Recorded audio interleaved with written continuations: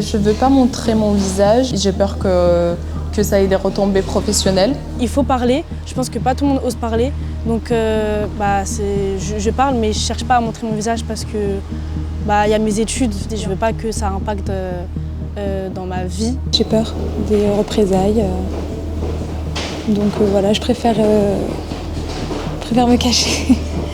On témoigne à visage caché, on a eu des menaces, des représailles.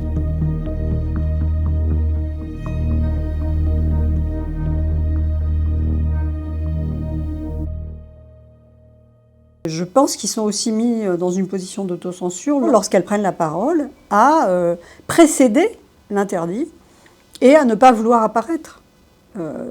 Leur visage n'est pas acceptable dans l'espace public, alors qu'elles ne sont que voilées. Elles n'ont pas fait disparaître leur visage, mais c'est déjà trop. C'est plus généralement des formes de discrimination systémique, c'est-à-dire que c'est tellement systémique qu'elles ne savent pas d'où ça va venir. C'est tellement diffus dans leur environnement qu'elles savent très bien que leur apparence peut déclencher une réaction à laquelle elles ne s'attendront pas, qui peut venir de leur milieu professionnel, de leur voisinage, de la personne qui est assise en face d'elle dans le bus. Alors, a fortiori, si c'est quelqu'un qui apparaît à visage découvert, qui dit quelque chose, parce que ce n'est pas seulement le fait d'apparaître, c'est le fait d'affirmer un point de vue.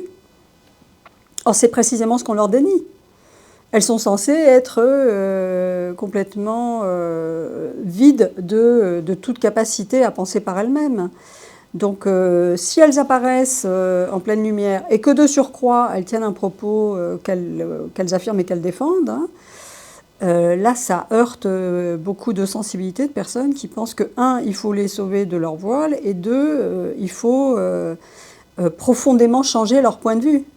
Alors, si de surcroît, elles ont un point de vue qui est sensé, c'est-à-dire en fait qui ne heurte même pas les sensibilités, qui irait dans le sens de principes qui sont partagés par le plus grand nombre, alors là, ça risque de dérouter tout le monde. C'est-à-dire que c'est un contresens, là, il y a quelque chose qui ne va pas. Elles sont censées ne pas être capables de penser, et deux, de penser à rebours de tout ce que ceux qui prétendent défendre les valeurs de la République cherchent à leur inculquer, à leur faire absorber, quitte à leur enfoncer ça dans la gorge, de façon forcée, quoi.